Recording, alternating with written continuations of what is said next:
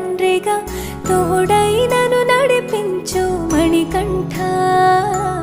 కష్టాలే తరిమినా కన్నీరే ముంచిన నీవే నాకు దిక్కు కదా అయ్యప్ప.